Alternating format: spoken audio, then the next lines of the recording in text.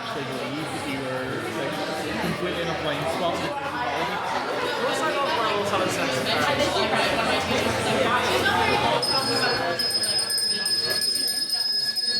Members of the House, the President of the Literary and Scientific Society, Addo-Obeng.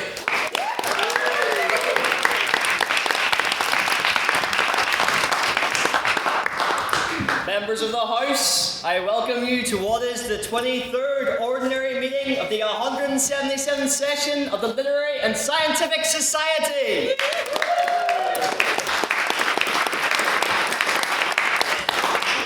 Now, we have had an incredibly busy past week since our last ordinary meeting. So busy, in fact, that these weekly recaps are very much becoming a test of my memory and a testament to how active we are as a society. First of all, on Friday, we travelled down to Dublin to formally establish the annual cross-border debating competition. Congratulations to Elizabeth and Ella, who were on the winning side of that debate.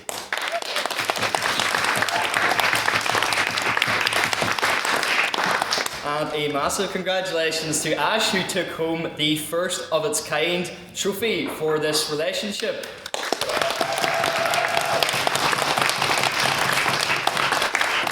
And it's not just the trophy that we have brought back to Belfast, we will be bringing the HIST back to Belfast for the 178th session to continue this great establishment of relationships. We also have had in the works and are pleased to announce a tri-provisional partnership between our own society and universities in Galway and Cork, which we're incredibly excited with. This will involve a reciprocal membership and also a debating competition, so congratulations.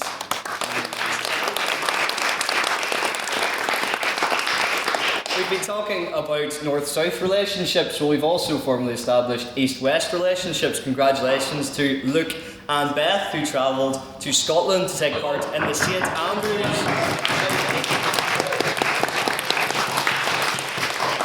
And with such a successful year, we all came together to celebrate it in what is our flagship event of the Literific. We joined at the Ulster Reform Club to take part in our conversatione, and a great time was had. We ate, drank, and were merry in the company of those who'd been with us through this great journey and who had made these things possible. Then, on Wednesday, we travelled down to Lecale Trinity Grammar to take part in a schools workshop, and I can say that the future is bright. We're looking forward to welcoming those pupils either as students of Queen's to join the Literific next year or to take part in our schools competition. So thank you to Ray, Beth, Luke and myself who were all involved in that. Well done.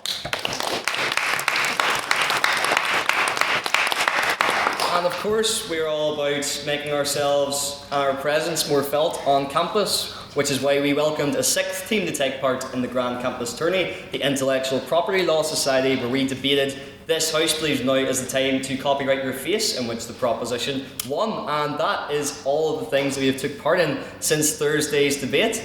However, on Tuesday, you may have noticed that I skipped Tuesday. We had a gruelling and incredibly competitive semi-final for the annual Dufferin Competition to decide the best speaker of the house. You'll notice at either side of me we have two trophies up for grabs: the Shannon Award for the best team of the house and the Dufferin Award itself for the best speaker. And I would like to wish all of our speakers the best of luck. As a house, you're in for a treat in what is sure to be an exhibition of debating. And to expand on the Dufferin Competition, I would like to invite up our internal convener, Miss Ella McMullen.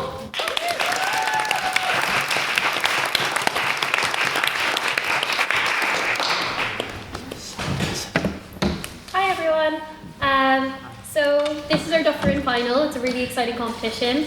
It's very unique as well to what we usually do here in Chamber. We do strictly Chamber style debating. So Chamber style debating is when you guys have the motion way in advance. You get to see my turn card in January and you get to pick your favourite debate, and usually spend whether a week or 15 minutes beforehand writing the debate. That's at your discretion. However, tonight, the style of debating is 15 minutes beforehand, inspired by British parliamentary style. You get the motion. As the crowd will know, what happened on Tuesday was that the speakers got the motion 15 minutes beforehand, and then they have to come up with a speech. So how this is judged as a result of the nature of getting the motion 15 minutes beforehand is that we prioritise argumentation as a judging panel. So we look at your arguments, how you express those arguments, and how you prove to us that those arguments are better than the ones across from you. So these lovely 8 speakers were selected out of many on Tuesday, and especially considering they're quite hungover after the activities on Monday. So I was glad for them to show up, and they were all amazing. And tonight it'll function the same, except it's a bit more of a spectacle, which makes it more fun. So what will happen this evening is that we will have the motion, and then these guys will scatter to different places in the McMorty Hall and come up with their arguments and their speeches. And it'll be really, really fun, guys, but the big thing is that there's no POIs from the crowd this evening. So it is a competition. The judging panel consists of myself, Henry, and Ray. And that means that you guys don't get to be involved, but it should be really fun. We also, so there is some quirks to this evening to make it extra fun, is that we will have a thing called an info slide. So an info slide is unique to British parliamentary style debating. It's not up yet, but I will put it up in a second. Info slide, what happens is it can be very long or very short. Our one this evening is quite short. And what is in the info slide is God. The debaters tonight have to take that, they have to take that slide as truth. That is what they are debating. There's nothing on the info slide. You can't go, oh, I disagree with the info slide. That is what you are debating tonight. And then afterwards, on the fact of the info slide, you then debate the motion, which will be released after that. So, but before we do that, we will have a very fun game to decide the order, because the order in British parliamentary style debating can be quite important, because naturally if you go first you get less time, which is like a little bit less of an advantage, but maybe you don't want to do rebutting, which is what you have to do at the back half. So we'll do this very fun game they do at British parliamentary style debating, which is a Mr. and Mrs. back-to-back game. So what's going to happen is that our lovely teams here are going to stand at the back of the room, and they are going to stand back to back. I'm going to ask them questions. If they put both their hands up to said question, as in, they'll be like, who's most likely to win this debate? And if they both put their hands up, then they will be knocked out. If neither of them put their hands up, they will be knocked out. And then that will dictate the order of the debate. So the first team to be knocked out will be the first proposition, next team to be knocked out will be the first opposition, yada, yada, yada. You'll see how it plays out. So I now invite the teams to stand at the back of the room as I ask them questions back to back.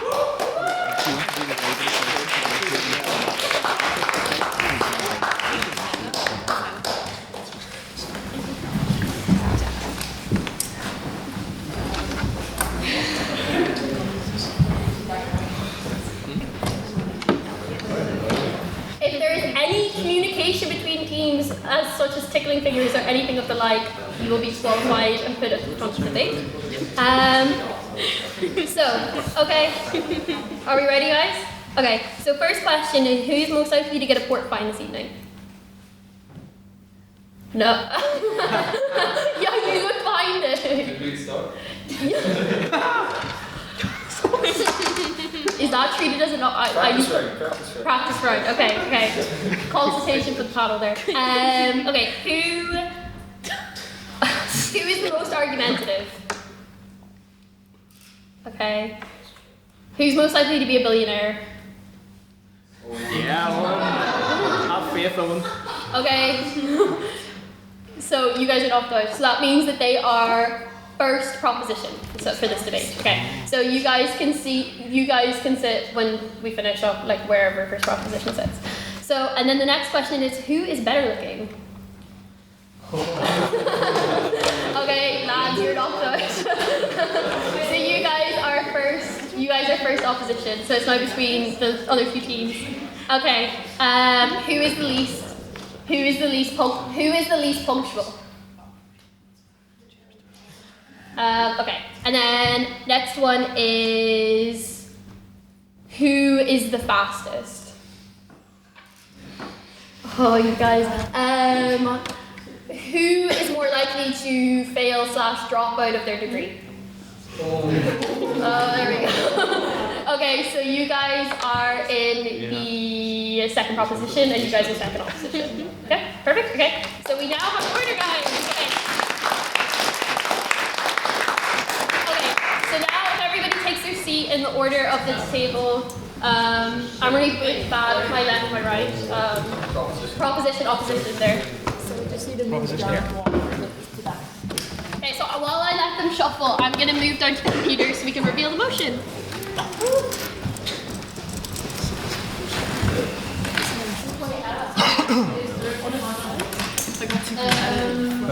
too competitive. Bro, me and him with the billionaire question, like, oh, that's hard. I thought gonna commit tax evasion. But I was like, to be fair, I just found up fucking yeah.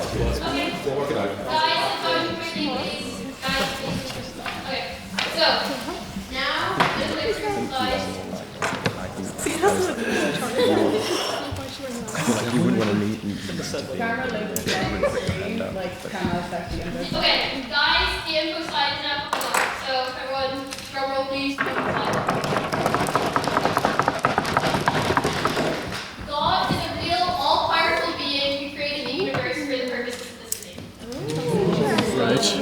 Okay, everyone, you all get your pictures? Any clarifications from speakers on what that means? Any clarifications? So this Is it this house believes? no, this No, this is Just the same. This is just for the curriculum who've never come across info slide. That means they have to treat this as fact. Oh, this is it. This is a fact. This is info slide number two. Are they, because if they're all purple, are they no, also it's what it says. It's what it says. Okay. It is just what it says. Okay. Are we? No more points clarification. Okay. This is the motion. Okay. Drum roll please. The motion. This house as God will start over. Okay, Okay. follow me. You're not even graphing here, okay? So I'll bring you to your graph style.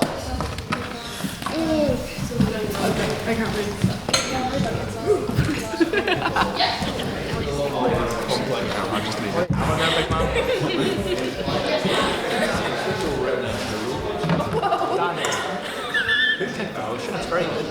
Henry, actually. Henry? Yeah. I like it. That's good. It's a great motion. Yeah.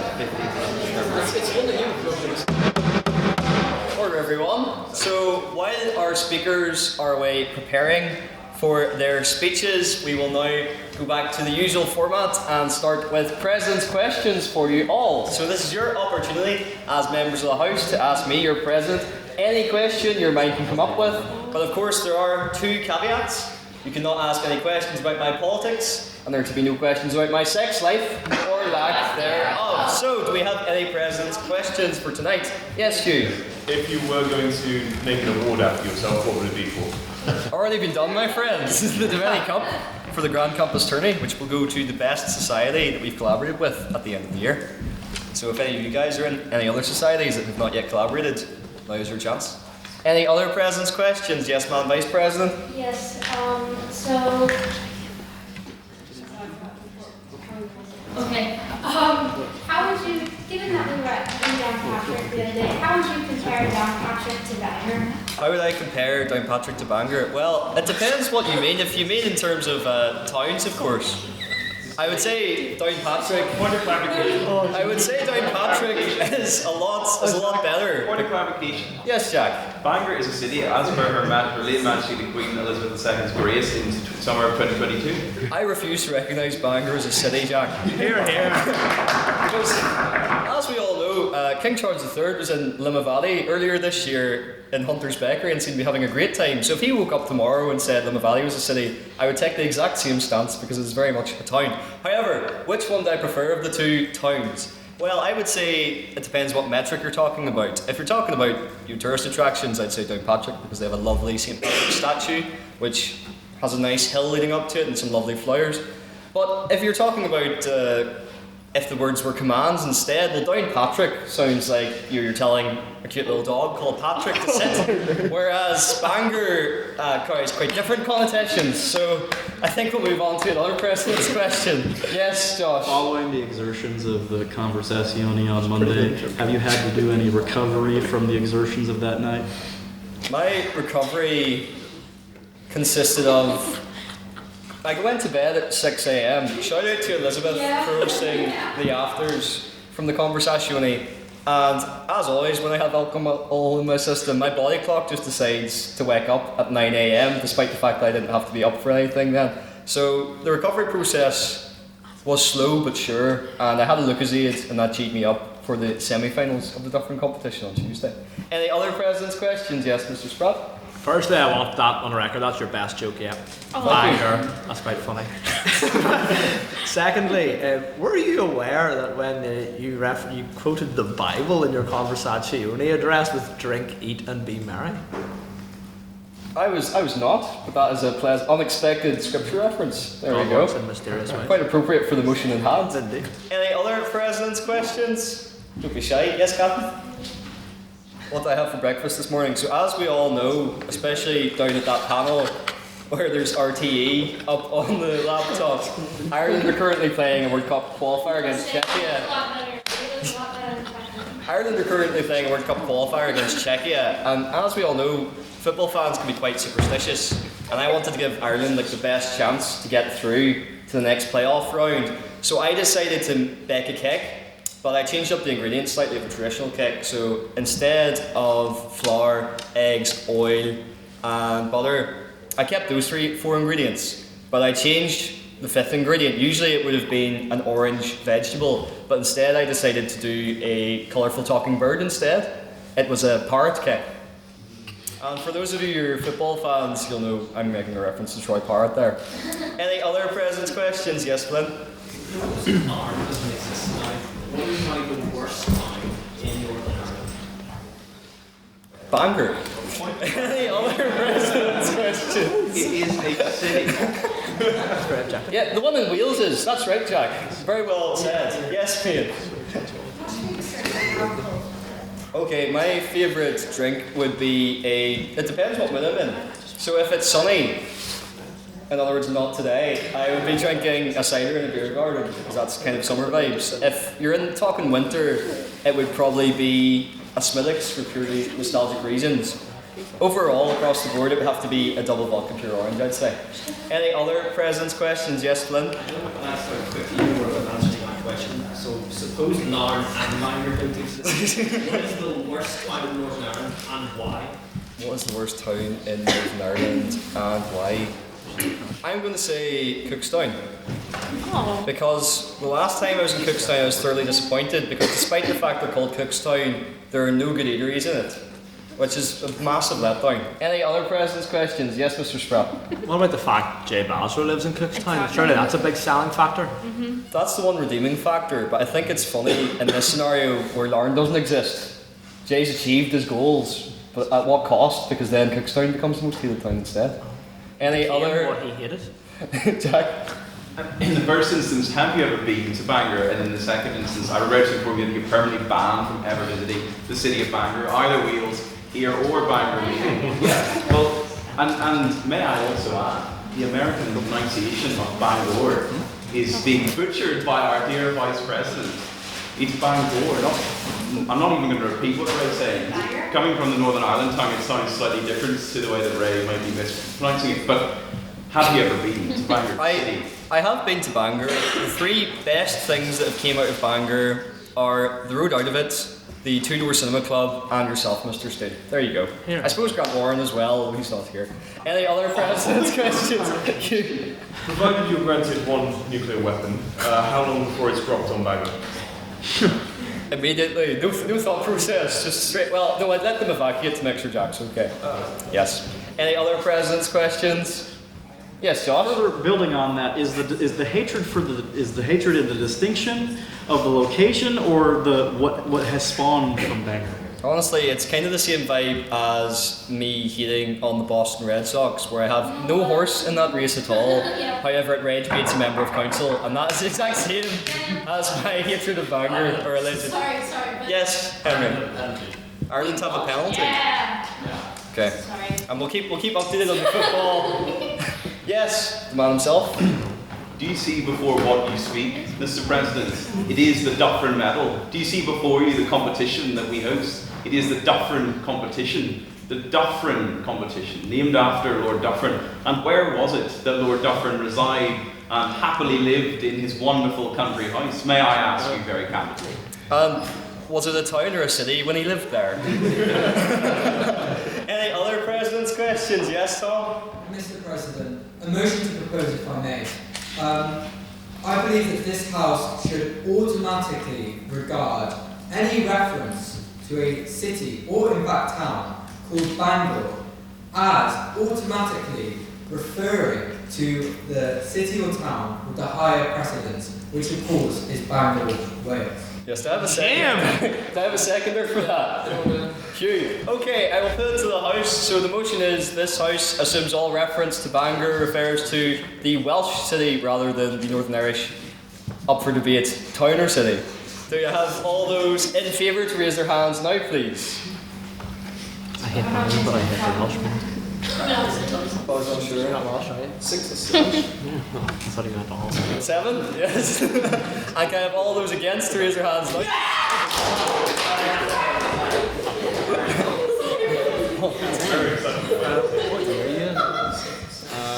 First year, but That's 9. Yeah. And then can I have all those who wish to abstain?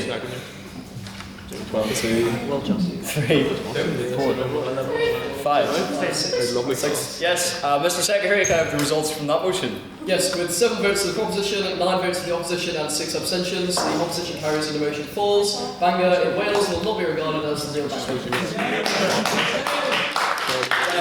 Any other President's questions, or shall we move on to private members' business? Well, I have a President's question for you. Was it Troy Parrott that scored? Yes. There you go. The superstition's paid off, my friends.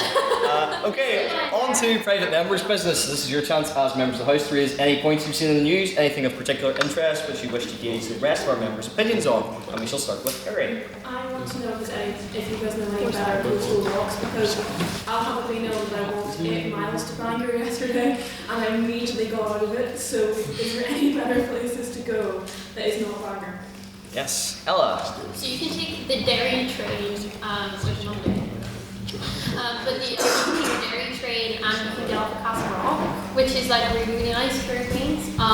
And it's like, in terms of, like, it's a bit long, but like the view is amazing on the whole way there. And then the walk is class, and they also have the Castle Rock riding school. And I'm not like, I don't really ride horses anymore, but like to watch them going past you and stuff, it's quite nice. I think Castle Rock is the most easily accessible if you're up for a long wait. You can read a book on the way. If you're a student, you want a beach walk.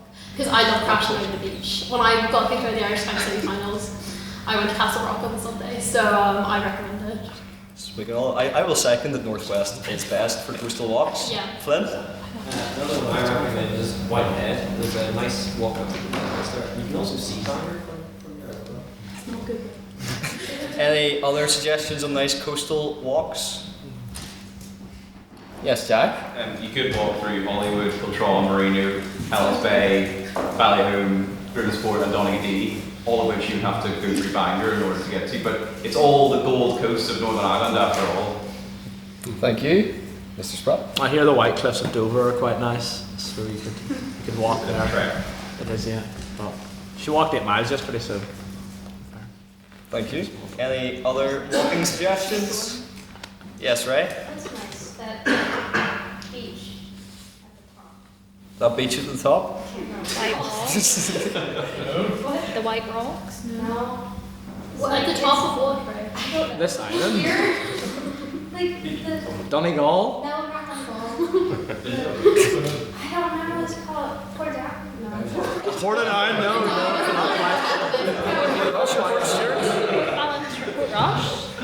Port There we go, we've got a team effort. Any other private members' business? Yes, Flynn? White Rocks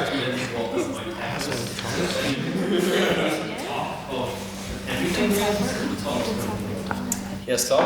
Wales has a very good coastal path, which forgot these it doesn't go through Bangor because that's in the east, but it is very nice. Thank you. Yes, Jack? Perhaps we should consider the abolition of wheels. Oh, here. Do I have a seconder for that motion? Yes, Matthew. Okay, all those who'd like to vote for the proposition and are in favour for the abolition of wheels, can you raise your hands now, please? Everyone can. As a concept or a country? Both. Yeah, just to clarify, the constituent country of the UK, not the animal. That's 10, yes. And all those for the opposition? I refuse to support the breakup of the United Kingdom. 7, yes. And finally, all those who would like to abstain on the abolition of wheels.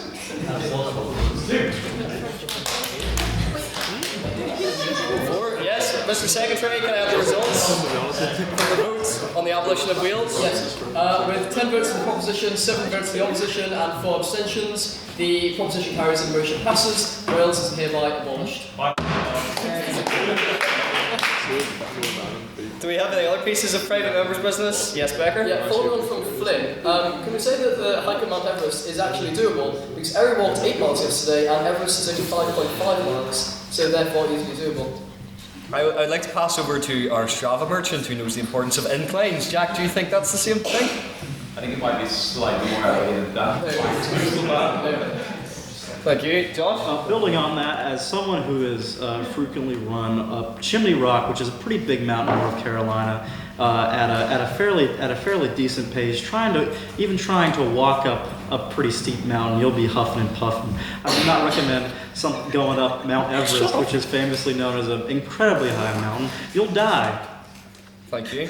Actually, my flatmates walked up what they called a mountain last week, and it was called Cave Hill. Now the clue might be in the name. We may say Cave Hill is as much a mountain as Bangor is a city. But moving on, yes, Maeve.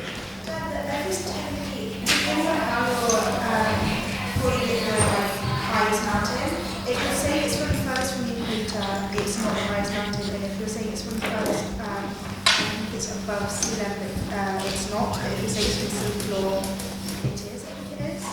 And because of course the Earth isn't circular, it's what we're looking today. Meaning it isn't always the tallest mountain, depending on how you measure. Thank you. I must say, Mr. Social Officer, perhaps with all this enjoyment about walking, we could do that for the next rendition of the Fiderific Social. Do I have any other last minute pieces of private members' business? You have 40 seconds left. Yes, Martin. Would the Litterific be interested in a co-op between the Litterific and the Athletic Society for a Thursday or a Friday or a weekend park run? I think we can all agree that the Litterific are much better at running our mouths than the English or the Running Society. Yes, Martin? Yeah, thanks and good evening everyone. Those of you who don't know, I'm a little older than the average age here. That's because I'm a trustee and have the pleasure to come and listen in.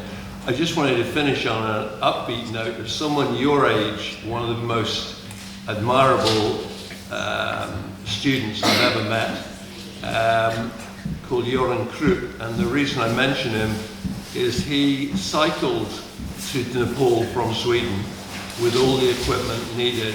He climbed Mount Everest without oxygen, came down and cycled back to Sweden. Now that's what I call an adventure. He also now does a lot of very impressive community work. So if you want to target in terms of climbing mountains and doing things, have a look at his bio. Just a complete fluke. I had the pleasure of meeting him because I was working for Starbucks Sweden and he was Swedish. Anyway, just thought I'd finish on an unusual note. Yes, certainly very inspiring. Thank you. And Martin, can I just say on behalf of our society, for those of you who don't know, Martin is a much beloved trustee of the Litterific, and can I just say on behalf of the society, we are incredibly glad to welcome you back to this meeting today.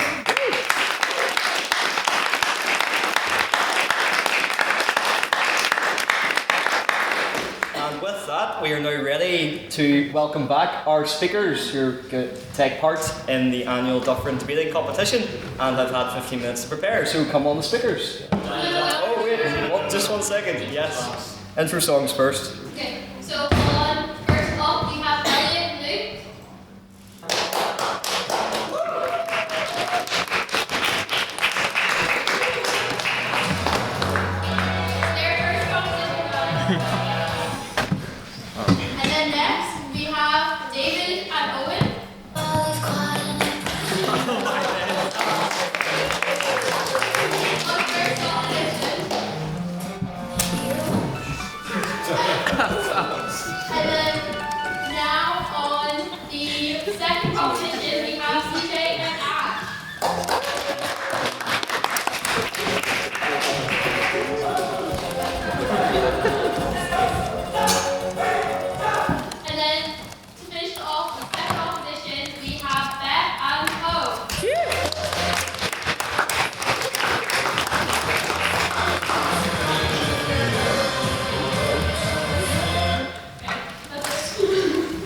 Good luck once again to all of our speakers, and before we start, a quick run through of the rules. Speakers will take it in turns, proposition and opposition, to come to the podium and deliver 7-minute speeches. The first minute of their speeches and the last minute of their speeches are protected time, which means for those 5 minutes in between they have unprotected time. Now, as the Dufferin is our annual debating competition for the best speaker, all POAs will be received in-house, which means it is only the people at this very table who can ask the POAs. However, don't fret, you as members of the House may be permitted to ask questions at the end once the debate itself is finished. We also have a rule on swearing, which still applies to tonight's final. Madam Vice President.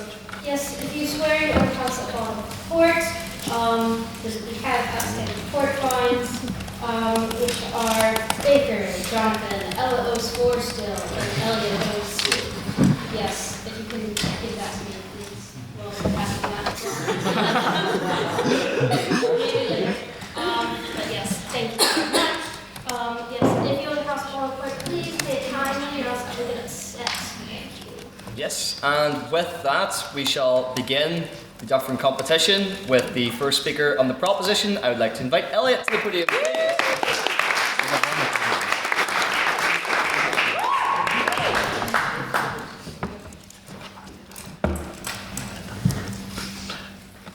Oh, sorry, I forgot to get out my timer in a second. I'm really neat for this.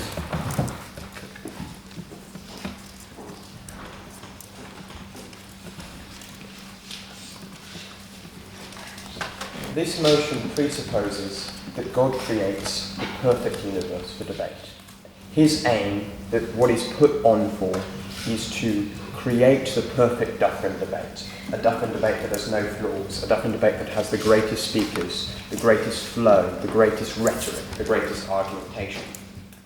The problem with this idea is that it's actually practically impossible. You can't have a perfect debate. The other problem is that it necessitates an end to the existence of God. If God's purpose is to create the perfect debate, God creates the perfect debate, then what is the point of God? What we need to prove is that God starting over is a strategy to which he can create the perfect Dufferin debate, or to which he can approach the creation of the perfect Dufferin debate. Swinburne has something called the violinist argument, which is to solve the traditional problem of why does evil exist. He argues that God is presented like a violinist, the perfect violinist, who can create infinitely many pieces of music, with beautiful pieces of music. But the violinist wants to create the perfect piece of music, but there is no such thing as the perfect piece of music.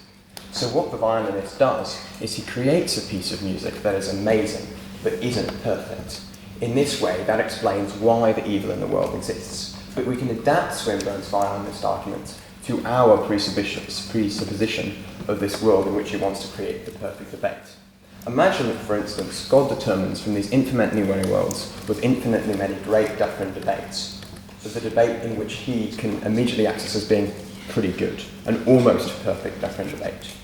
Then God lets that play out. He lets Eóin grow up. He lets all of the members of the table adapt and become the debaters, to go through the processes that brought them here today. He sees you go through your roles at council. He sees you speak in the debates you go this semester. And then just before the Dufferin debate starts, he goes again. Because the debate wouldn't be perfect. There would be, there's going to be my speech, right? That's all going to stick in our memories, it's not being maybe someone didn't pick the perfect walk-on song, right? So he starts again. He goes over and he fixes his mistakes. He slowly adjusts the process. So like an infinitely recurring decimal, like 9.9 recurring, slowly approaches 10. His universes slowly approach the perfect debate.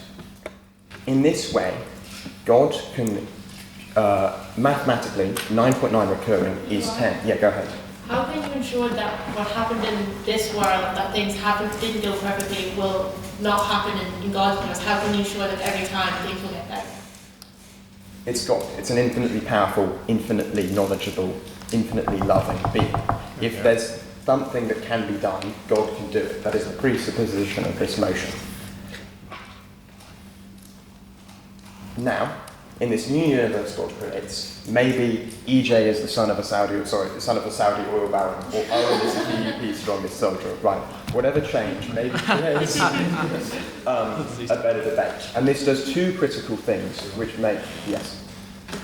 If you suppose incremental change over numerous universes, why not incrementally change one universe until it is perfect? You do not have to start over again. Because this is, so I presume when we argue this debate, we mean specifically at this point in time, right? The debate happening tonight in the chamber. If God were to start the universe over again, he could recreate this debate. If, for instance, he had a guiding hand going hand and adjusting all of us individually from this night forward to make us better debaters, or indeed the future Dufferin speakers, that would not be this specific debate, it would be a different Dufferin debate. The reason that this is perfect is it also solves the second issue, which is that it ends God's existence. God, if he's infinitely loving in Christian presupposition, he wants to preserve his own existence because he is the best category of being. He is infinitely free, he is infinitely powerful, he is infinitely loving. He also wants to preserve humanity's existence because we are the second best thing. There can only be one infinitely free beings, because if there's two infinitely free, infinitely powerful beings, they have to constrain each other's existence and are no longer infinitely free or infinitely powerful, right? Sorry, we're getting quite into the theology here, but I do love a bit of Swinburne. So what God does is he creates one of himself and then as many of us as possible in these continuing iterations of Dufferin debates, right? In that way, he preserves himself as the infinitely powerful being. He doesn't fulfill his own purpose, but he gets slowly and slowly closer to it. And he allows infinitely many versions of ourselves to exist. He allows Saudi oil baron EJ. He allows Coyle, who hates rhetoric. He allows Eóin, who's the strongest soldier for the DUP. He allows David Martin, who hates drinking and never plays pool, right? And that allows him to preserve as many of our existence as possible. And weirdly, if you presuppose that God loves debate, that solves a lot of our typical problems with God and the universe, right? If God, why does evil exist? Because it creates better debate. Why isn't this the perfect universe for the debate? Because, firstly, it can't be. He has to pick, as in the violinist argument, a universe for a debate which is at least good. You see, guys, that is where God would do better next time. The big man upstairs is thinking, and he's going, get that one sorted for next time. Right? This is the perfect strategy. And what opposition has to do to prove us wrong is prove that God has a better strategy, that he has a better avenue of approach, that he has a better philosophical task, that by not starting over, by not restarting the universe, by not ending and terminating his own existence, God can create a better debate, and God can fulfill these classical problems. Thank you.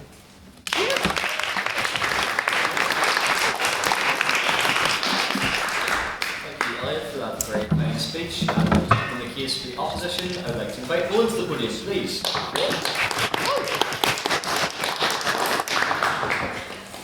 Mr. President, members of the Council, my friends in the proposition, friends in the opposition, my colleagues on the proposition. An actor motion with God is really interesting for me. Excuse any laughter from my perspective in that. So today I'm going to outline how things being bad doesn't necessarily mean that things need to be killed. I'm going to discuss how starting over would negate the sacrifice of Christ, because it's an act of motion of me. This is going to be a confession worthy debate. I'll think about 12 mortal sins I'm aiming for in this one, and it will negate the Christ's sacrifice. And there's already been a case where God, has started over, and I said I would never do it again. So, why start over? As has been outlined by the Prime Minister, it is because there are things that are bad. Why do things being bad mean things need to be destroyed or changed? On that point? There are many necessary evils in the world, as has been brought up, the DUP. the pain of things like childbirth, it's an incredibly painful experience, but it's why we're all here. Moving tables in the Rick and Morty every week, very painful. A poor 17-year-old boy in Talent in Dublin being threatened with a hammer on a Sinn Féin canvas, necessary evil. And through evilness, people are brought closer to me, that is God. So I, as God, I'm trying to word this in a way that's still an active motion now where I don't commit about 20 different forms of blasphemy, I apologise, where if I want people to be closer to me as God, as I am God, on that point, I will want there to be evil in this world, meaning I won't want to start over. Secondly, it negates... Do you want to join in these episodes? Sure, I'll take one. So you haven't really engaged with our theological framework, and the motion presupposes that God wants to create the perfect debate, not that God wants to make people closer to him. If God wants a perfect debate, God will want people to be closer to him after the debate. Through the sacrifice that I, God, made as Christ, excuse the cringing here, by the way, I don't know, keep going on. As an all-powerful being, why would I go against my own sacrifice? There's no reason for me to change. I died to save this world. And as an all-powerful being, I would have no reason to just undo the horrific pain that was put upon me, to undo the covenants I made, to undo the church I set up. So why would I start over? On that point. Oh, thank you.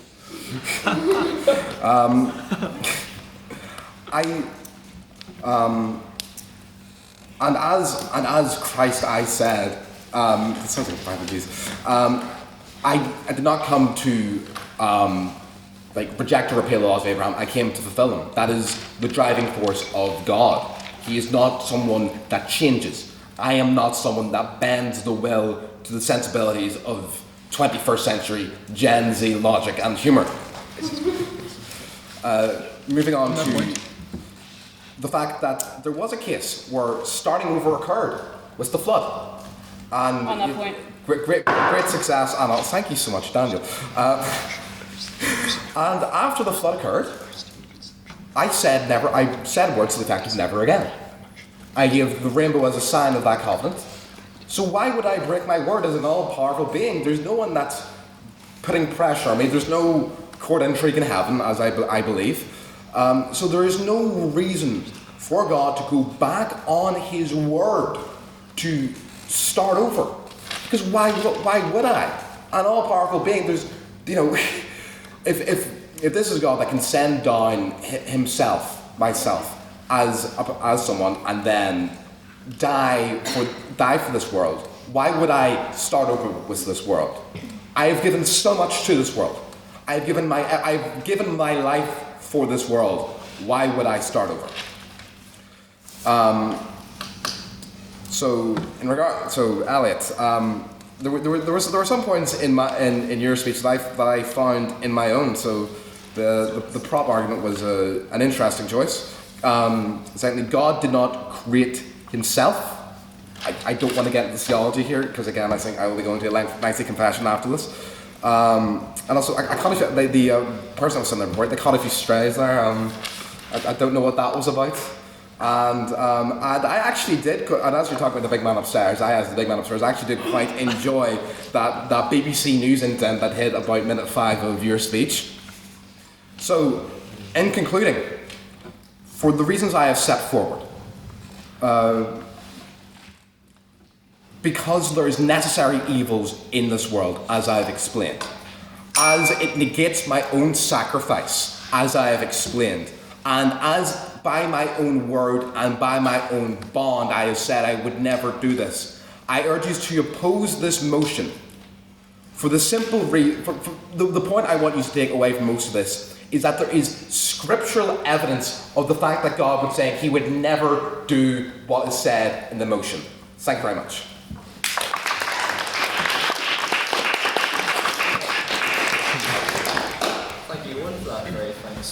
I would now like to welcome second the proposition. Move to the podium, please.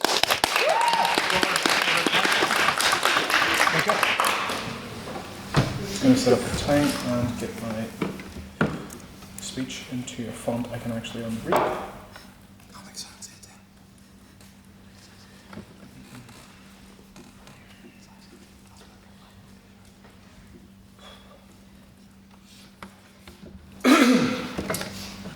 Well, friends and cosmic entities, my fellow supernatural beings, today we sit among the stars and we finally seek to rake them closed. My friends, we have failed here today. It can be only one true reason that we must start over. It is because we have seen the consistent failings of the world which we have made. Our watch has stopped working. It's not time to take it to the watchmaker, it's time to take a hammer to it. The first thing I want to point out, ladies and gentlemen, is although, and this is a systematic problem with the opposition's argument before I begin, is that although we have ascribed God the qualities most commonly associated with the deity, that he is all-knowing, all-loving and all-good, note that we have not said which deity we propose to be.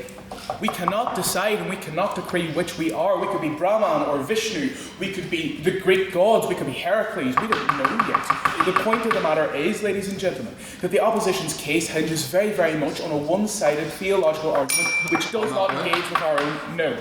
And thus it must be invalidated. But first, ladies and gentlemen, I wish to really expand upon what Elliot said, because I think the point about God being and needing to be the perpetual creator has been lost within the argument as put forward here. Now, God is the perpetual creator. Now, what does that mean?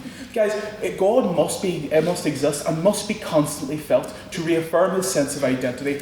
Elliot has talked at length about how we must, as God, continuously improve and improve and improve, because it is the only way in which we are truly felt by mankind. We're in a world where our morality is constantly disparaged, where we are constantly cast aside as nothing more than a myth. Ladies and gentlemen, the only way we can deny that illusion is to constantly be on the creative angle and the creative front. Now, if he ontologically must create, and if he must be felt to create to prove his own existence, then there can be no reason why we must... Yes? There are billions of followers of any sort of religion in the world. How can you say that they don't feel God constantly every single day?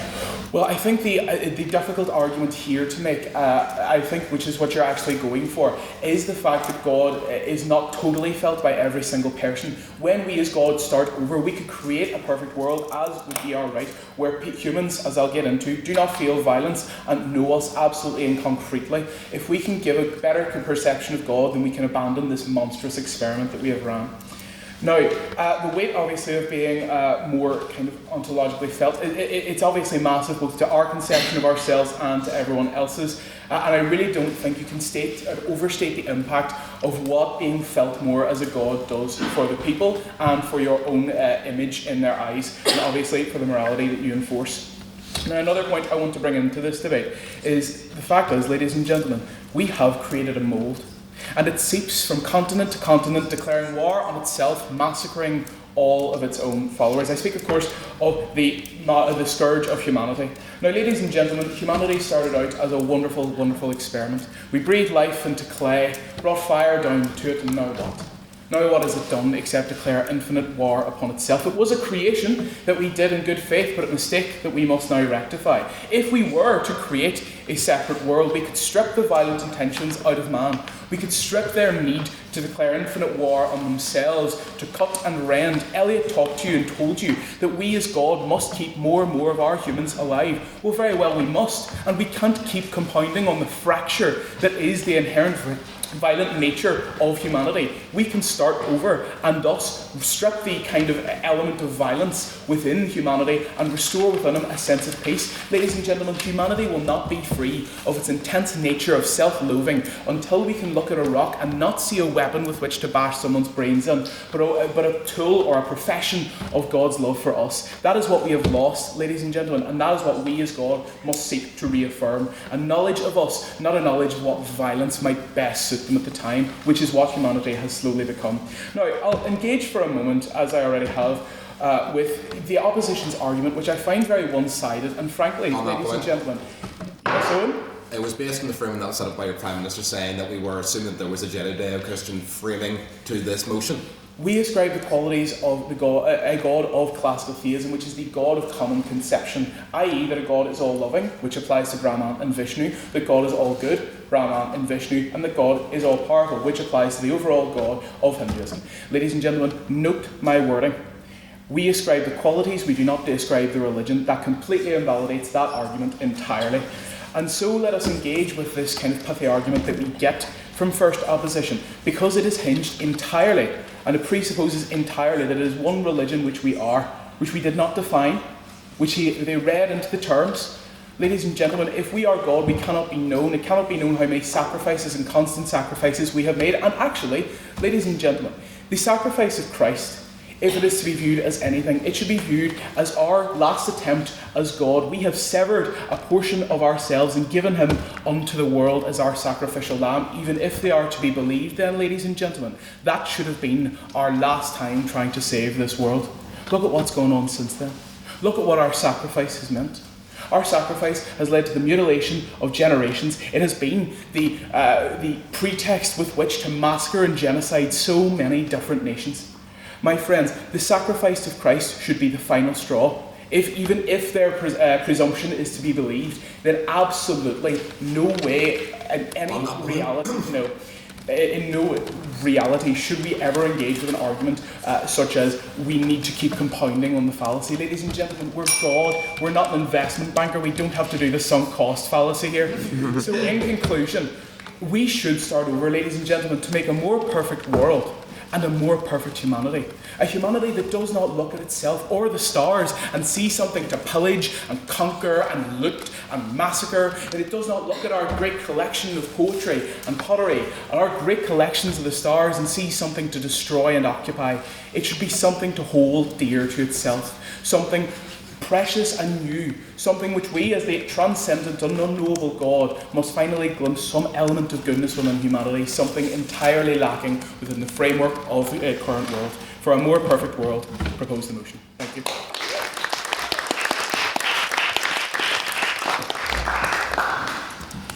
Thank you, Luke, for that very fine speech. I would now like to invite a second of the opposition, David, to the podium, please.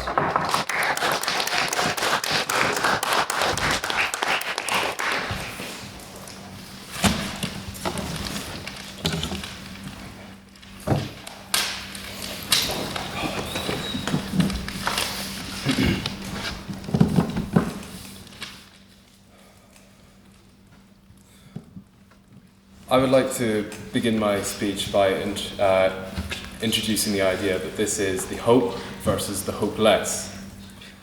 That we can introduce moderate intervention, not decimation.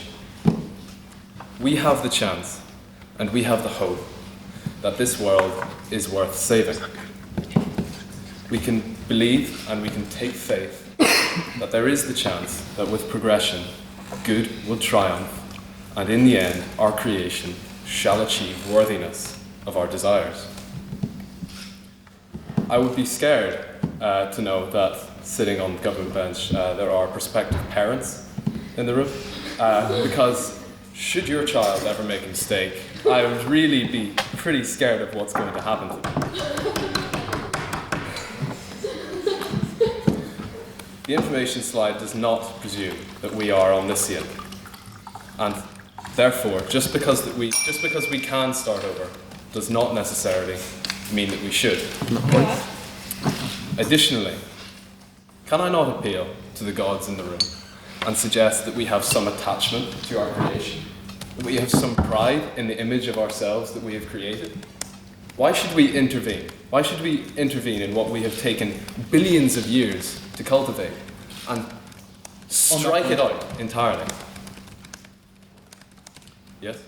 So, as God, we have a unique kind of appreciation for all of our different creations. When one creation is excessively harmful to all of them, surely we lose the appreciation for that creation, no? Would you lose your appreciation for your own child if they got addicted to substances, failed university, or delivered a poor Dufferin debate? Would you destroy them? Yes. Would you kill them? No. Think of the rabbits, Lenny. Bam! Of course not. And why? Because we love them. Because we, as all-powerful, all-loving gods, we cannot bear to lose faith in our own creation, in our own children, and to take away from them their right, which is their right to make mistakes, and to grow better, and to relapse, and to fail in their Dufferin debates. On that point, Yes. we argued that God would restart the Dufferin debate as an act of love to create more beings of limited freedoms. You haven't really engaged with our theological framework at all, or the gold strategy we laid out. I find it interesting that you brought up the mathematical point of 99.999 recurring, that we will iteratively get closer and closer to a perfect creation. However, to me, to bring in your ideas of Greek gods instead of strictly Christian, this reminds me more of the torture of Tantalus than that of a loving God, reaching ever again, ever closer, but ever frustrated by the idea of satiating your hunger or satiating your thirst. You disguise serial extinction as being moderate, as a loving form of constructive criticism.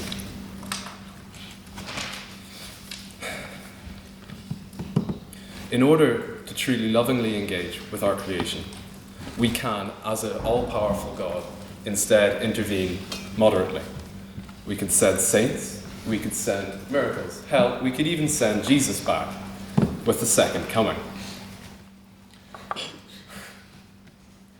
And this, through this, we can iteratively repair and improve upon our creation, avoiding the need to entirely extinct them.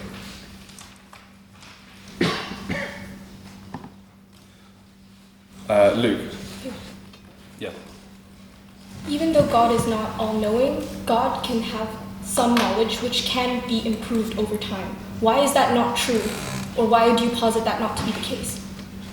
Because you admit your creation is flawed.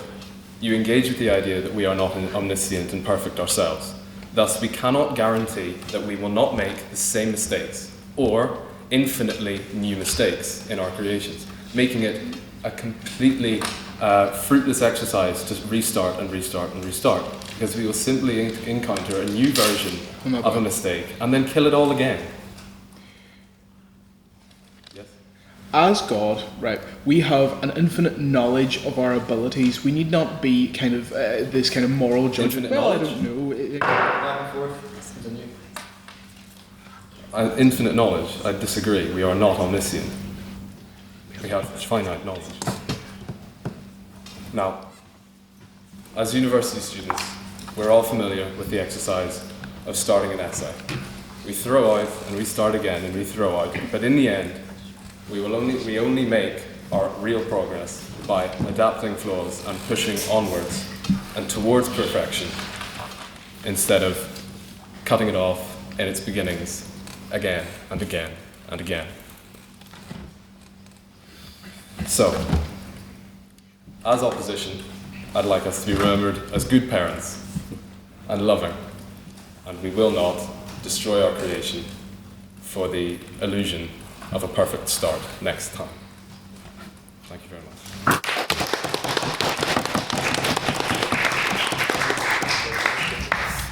Thank you, David, for that very fine speech. I'd now like to invite third on the proposition, EJ, to the podium, please.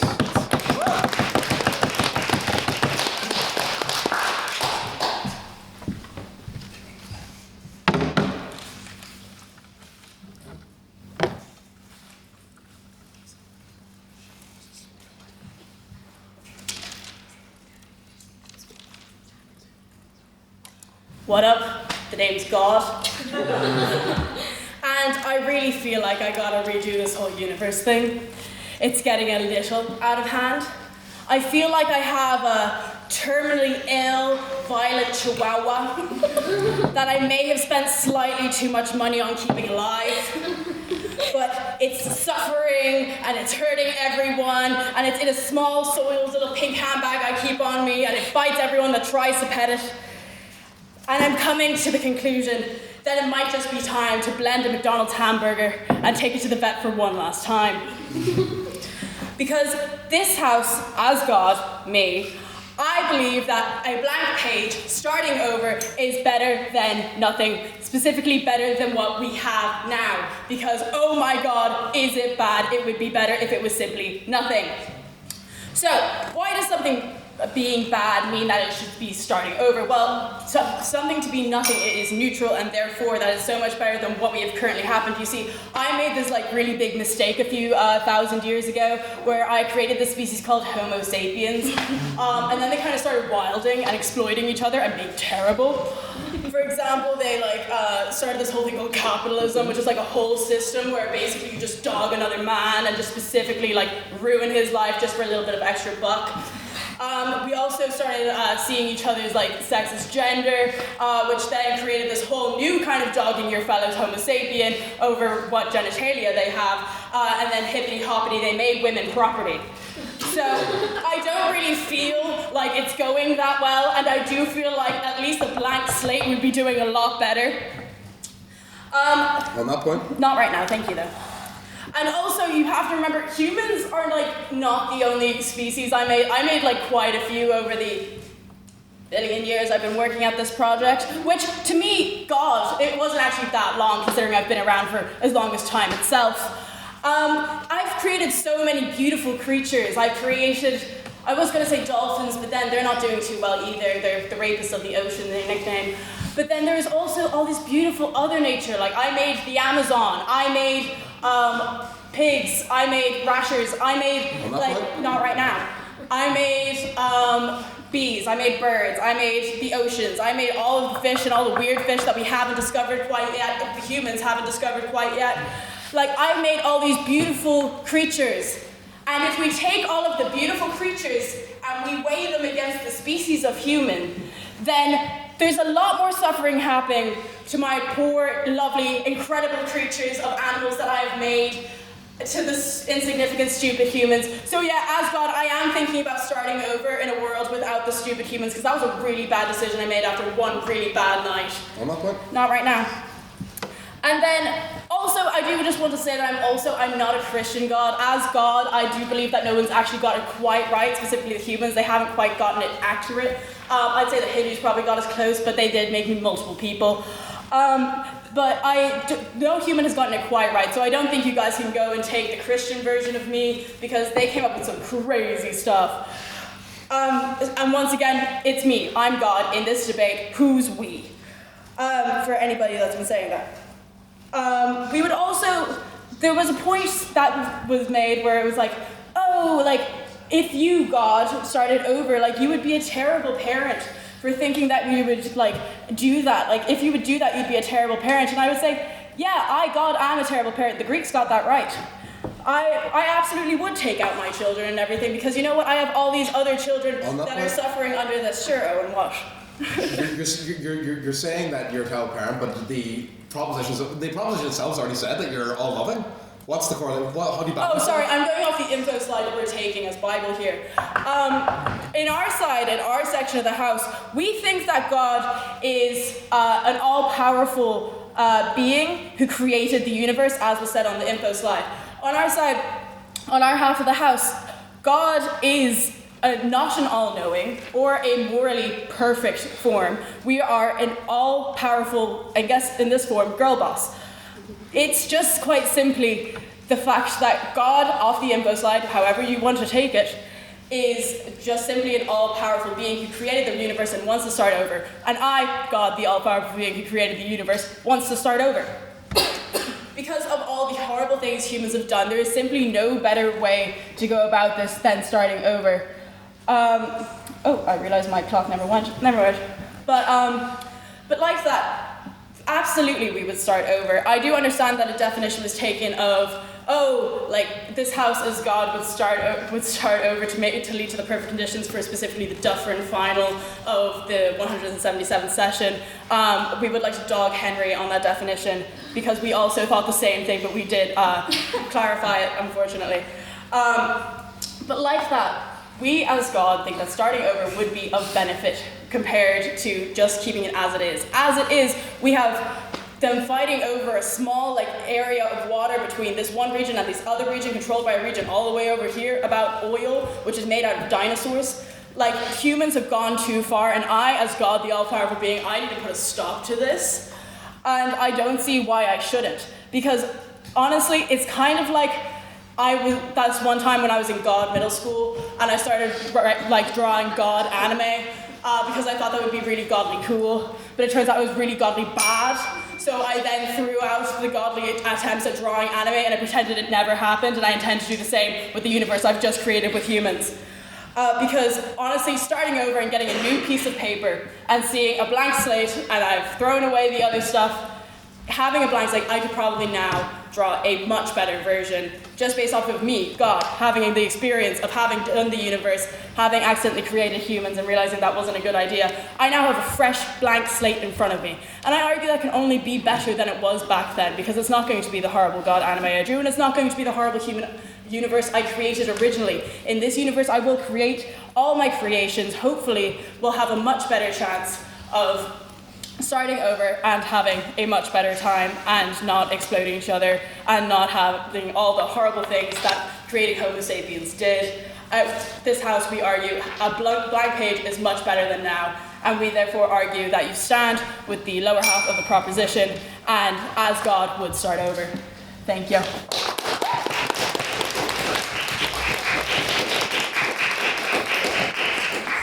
Thank you, EJ, for that very fine speech. I would now like to invite the third from the opposition vote to the podium, please.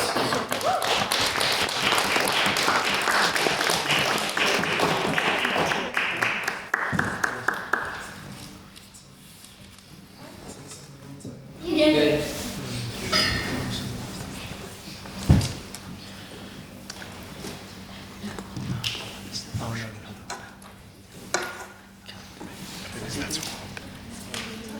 She seemed to say they clarified on it was.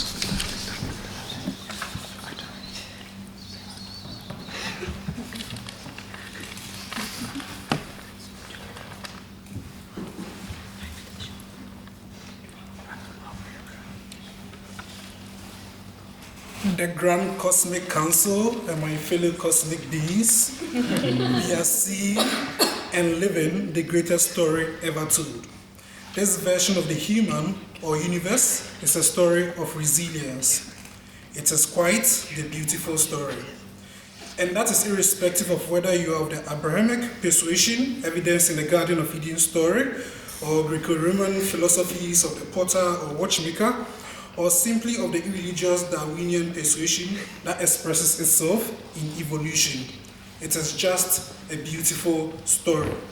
From closing opposition, our case is then simple. Never stop, a nice story. What is this nice, beautiful story I'm talking about? Look all around you and go back in history. The collective journey of the human race is unmatched.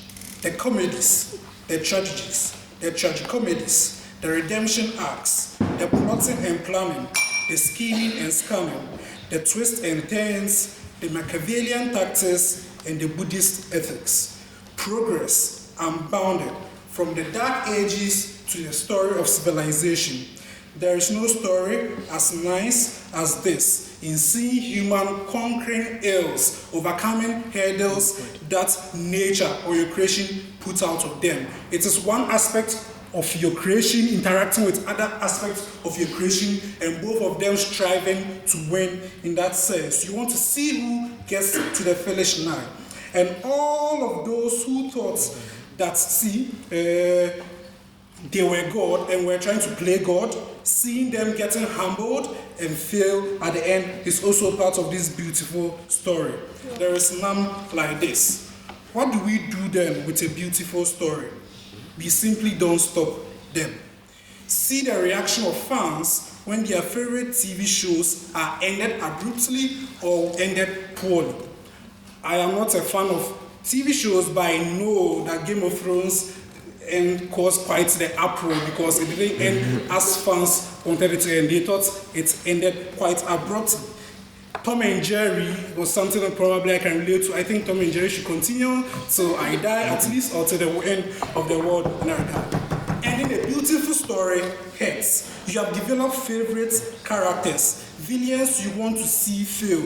You have favorite political dynasties or monarchies you want to see how they will end or whether they will succeed in that regard. Who will betray another? Who will be the next Julius Caesar? Who will be the next Brutus and whatnot? There are plot lines you just want to see end. On that point. But you want to see them end in a natural form. You destroy that.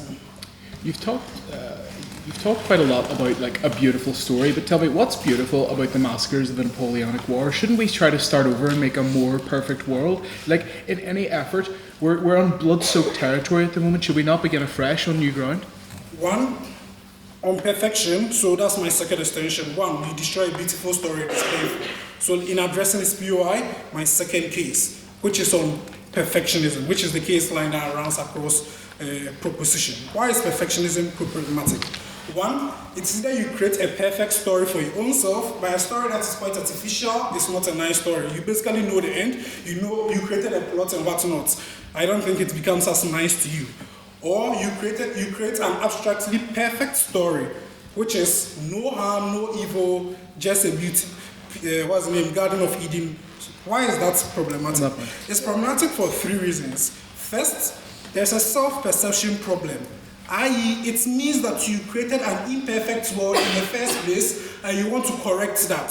Why is that problematic? It means you are not a perfect God, and the idea of God being all-powerful, all good and whatnot in an abstract philosophical sense includes an element that all that he created is good, using the Genesis phrasing. If all that you created is good, then, like Donald Trump, believe that it is good. Believe that it is 4D chess playing out. Wait, guys. You will see the whole story. All the things you think are failures are not actually failures. We are winning bigly in that regard. You destroy that self-perception, and now you begin to even doubt yourself whether you are God, because God, who is all perfect, created something imperfect according to these people. You're saying that like it's like watching a TV show that we don't want to get rid of. What if the TV show we're watching is Riverdale and we definitely want to get rid of it? I think sometimes the producers can intervene, so you make a small change, you kill a character, you place in a nice character, rather than restarting the whole nice story again. But I've shown you that a human story is actually quite beautiful and not a Riverdale story in that sense. Next problem with perfectionism is a slippery slope. I've forgotten the title of the movie, but I think it's Edge of Tomorrow or something. And it's about some species that have come onto the universe, and whenever they kill the protagonist, he wakes up like from a dream and restarts the attempt to end those species who are out to hurt us. That is the scenario you create. You create a slippery slope where whenever there is a mismatch, there is a small tweak that's not, you do not like, you always want to then restart the story over again. So you get into this slippery slope, an irreversible cycle of always restarting the story when there is a slight failure, and that means that you never first get to enjoy a nice, perfect story, but secondly, you just get tired of doing this thing all over again. What is the last problem with a perfect story? Even if a perfect story is possible, it is boring. No twists and turns, no plots and planning, no evil, no the light conquering the darkness, the good conquering the bad and what's not. Imagine going to the council, inter-universe, or what's the name, multiverse council of gods, and they ask you what is happening in that your universe, and you say, my creatures and my universe, they just wake up, they eat, and they sleep. It's not interesting. The imperfectionism of the world is what makes it interesting. A perfect system is boring in that sense. But that is why I think God should maintain this self-perception of he being a good guy. He doing it all towards a great end. What I've shown today is that whether we are thinking of the Christian story, we are thinking of an abstract God story, in all sense, an altruistic God or a selfish God, we win. Thank you.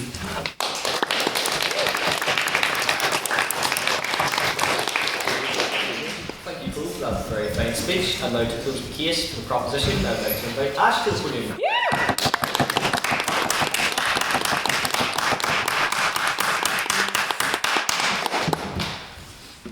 Before I start my speech, I do want to apologize for my massive laptop. You might not be able to see me. I am standing on my tippy toes and I will try my best. Also, if you're deeply religious, I'm so sorry. Okay, I'm going to start my speech in 3, 2, 1, go.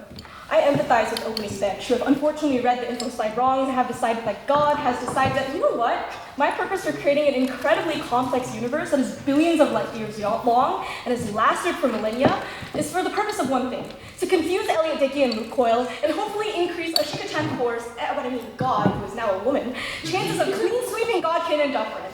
I want to clarify the info slide. For the purposes of this debate, God is a real, all-powerful being who created the universe. Yes, I do. To create the perfect debate is not necessarily the purpose of God. But opening opposition posits an interesting question. What would this God want? And what would this God do or control?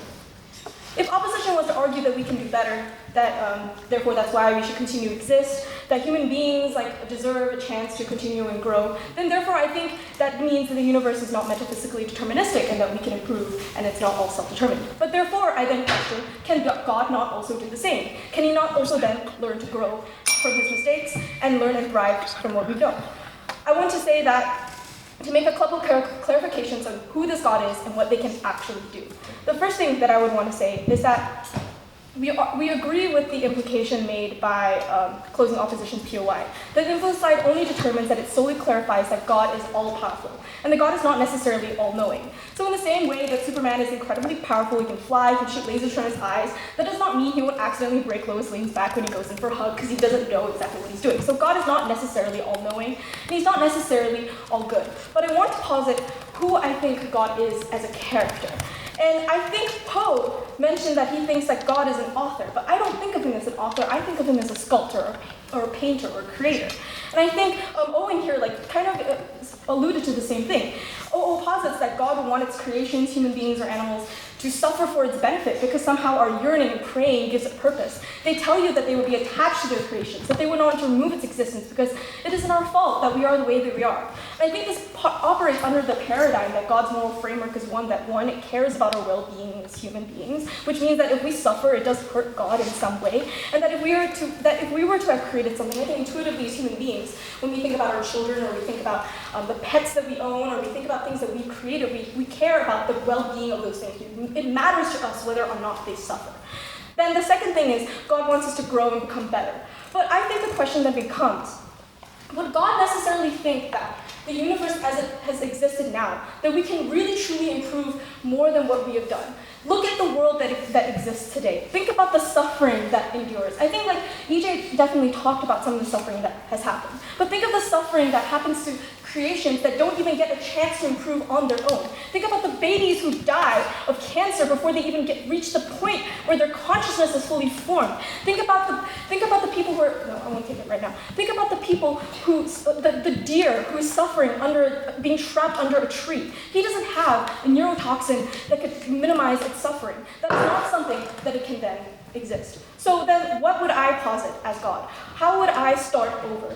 I think starting over looks like this. I think starting over looks like me not necessarily creating any more suffering, but I think more so like creating an absence of the universe now. So it's not like me stabbing everyone and causing everyone to die. It instead looks like me as an all-powerful being having the capacity to just remove existence entirely.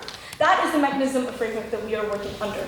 So it's not necessarily one that we are causing more suffering by creating it, as opposition has sort of implied, but instead is one where we are removing the absence of something. And that's what alludes to what EJ said about creating a blank piece of paper, and that we would believe that if God restarted right now and just created a blank room, that is fundamentally more moral, like that creation and its lack of suffering is something that would matter more to God, because he's like, at least something's happening better.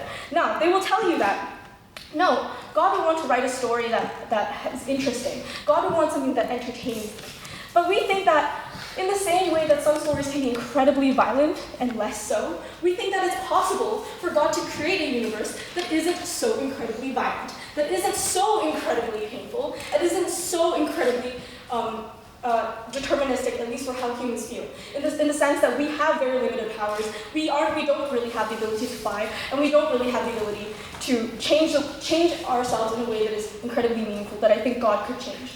And another thing that I would like to discuss is animals. Animals are also God's creation. I think Poe is like a story about human beings being the center of like why we should care about this being like they are the central theme. But I think about the fact that humans are a tiny slice of the entire existence of the universe. We are like a sliver.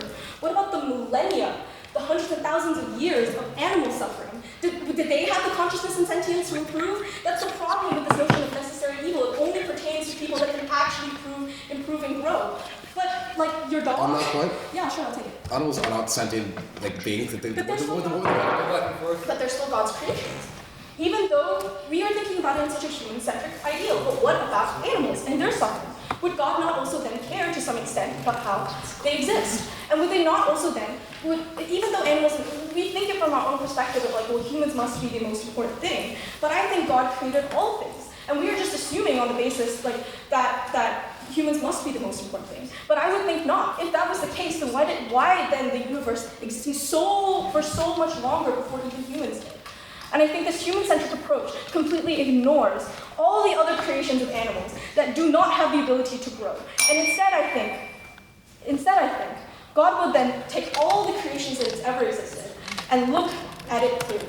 He would see to see, what could I do to make it better? Maybe I create a neurotoxin so that when that deer is dying, or when EJ puts down his violent dog, that maybe that dog doesn't have to suffer so much. Maybe I can create a world where they can be better without having to be shamed for it, without having to die for it, without to cruelly asking themselves whether it was worth living at all.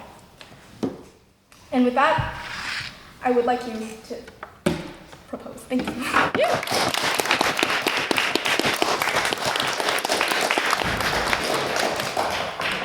For that very fine speech, and now to close the case of the opposition and the debate as a whole, I would like to invite Beth. Okay.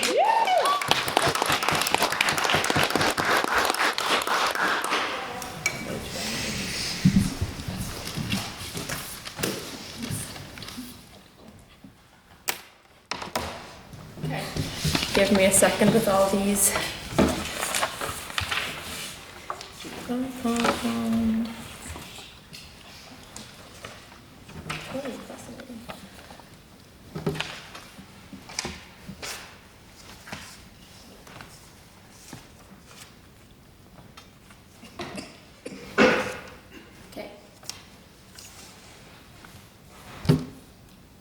Our Father, who art in heaven, please do not smite us. Closing opposition is going to bring you two things. I've brought you two things to the table, and those are the most two important things, which are the failure is part of the story and perfectionism. And one thing I want to very clear, especially to the panel, is that every team here is given an exclusive case that cannot exist in the other universes. What we have given you, Poe and I, is a case that it can exist in every single universe in which God exists. There's no mutual exclusivity in our case, there's no uniqueness. It can exist in every single one, and therefore that is why closing opposition should win.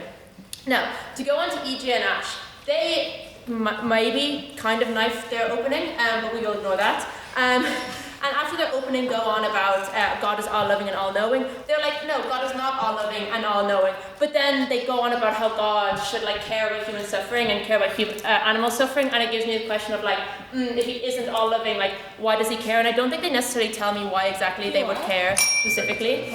You are. Not yet. So, is the world we live in today a violent, terminally chihuahua that we should make a McDonald's dinner? No, I don't think so.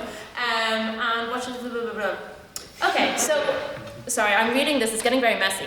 The question is, and I think this goes for especially closing proposition, but all of proposition, is if God can be perfect, why is the world like this? And that is something that I think fails fundamentally in all of government's cases, which is they tell you God can be perfect. They tell you, oh, we can get better, then we can get better. But if he's an omnipotent, all-knowing being, or even if he's not an all-knowing, how can he prevent...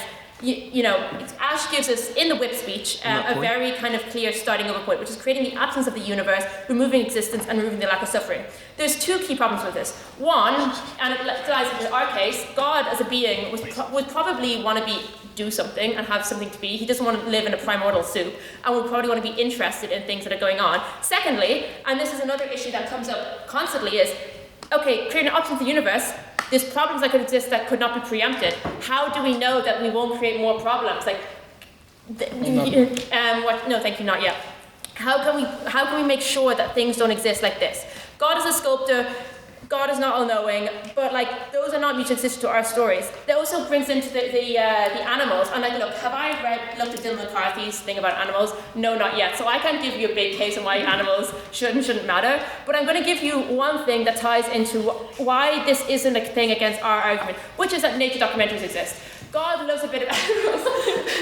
What if God loves David Attenborough and wants to see like some poor like zebra getting slimed in safari? Like, there's absolutely no reason why that wouldn't exist. And the thing is that like, this is again not mutually exclusive. Even if God does care about animals more than he cares about humans, like we're low-key going to get nuked in the next couple of decades, and there's going to be some crazy animals going to create out of that. Like think of all the freaky animals created out of that. Why would God give up now when he's so close?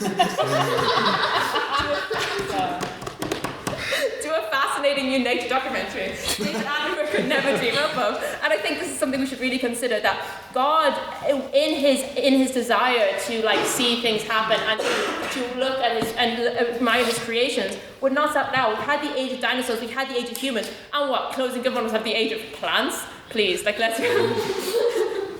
And I think this is me. Yes, I think I specifically said that God would care about its creations and their suffering. That was the point of it. So yes, he would want one where his creation did not suffer. And then EJ said God is not all loving. So I think there's a contradiction in your case, and you have to, when you're running these cases, be more clear about where you're going. Then we go on to opening, and they talk about what is a deity. And I think again, this is hitting more against opening opposition, because closing opposition, our case can be taken in every single way, which is that in Buddhism, in Hinduism, in Christianity, Islam, the Greek religions, even the pagan Irish religions, we can exist in every single one, which and then they talk about the systematic problems and the consistent failures of the world. And the question is, like, I don't think either government have proven exactly why the failures of this world are so bad as to which we should get rid of existence as a whole. And I think what we've shown, like Poe and I, on that point, Poe, no thank you, is that we haven't gotten to that tipping point yet, not to be very BP about it, as to where we should get rid of the entire world. Like, we talk about all these wars and whatnot, but what about all the progress we made? How can we ensure that in this new world that's created, from the very beginning, we have to go through all these bad things again to get to where we are today on these improvements? If we're talking about marginal improvements, as the proposition we're talking about, well, we marginally improved that, like, 300 years ago, some diva got a breakfast, like, she had enough food to eat for the day. Is those marginal improvements, or what exactly is this? Or is the marginal improvement going, like, we're going to get rid of this one war, but every other war in existence will still exist? How can we prevent these sufferings, and, like, how is the suffering, going through the suffering every single time, going to improve this? And then they also talk about how, like, God only has to exist because he has to be felt by every single person. And I don't really know how true this is. Like, if we take the Christian, the aspect of it, like, God doesn't really care, but he cares about the people, but that's up to his own people, which brings into what we haven't really discussed in this debate, this idea of, like, free will. And then every religion, what we've seen throughout all of it, is that God's whatever religion cares most about the free will of his people, and cares most that the people fight for the God's image, and has these struggles and goes through these struggles to prove that they are loyal to God and that they believe in God. And I don't necessarily think that God necessarily cares that every single person doesn't care about him, as long as there is factually correct billions in this world that care about God and whatever. And then again, stripping the violent intentions of the human race. If we take any religion, guys, insanely violent textual books. Like, I don't think God doesn't care about violence. Like, God loves a bit of violence. He got rid of Noah's Ark. If God wants to get rid of everybody, start over right now, is that not a little bit violent? How can we ensure that God doesn't have an intention for violence? Even, like, if you look at the Mahabharata, which is like the Buddhism or Hindu one, I don't remember. Insanely violent. I don't think this violence argument makes most sense. And then these iterations things, this mathematical thing, how can we guarantee it's perfect?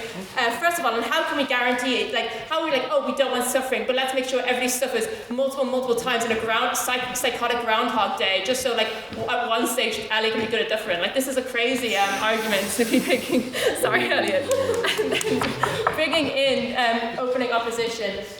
I think they give you some nice little talks, specifically focusing on the Christian element of it, and, like, Christ's sacrifice and necessarily evil in the flood, they don't necessarily give you a lot about like why specifically Christ's sacrifice is so important and why God would necessarily care the most, and then we see the moderate intervention, and again, it's not ridiculous, but I think what we in closing opposition give you is two very clear cases: failures by the story of perfectionism that are not mutually exclusive to any single thing, and I thank you for listening, and I beg you to oppose.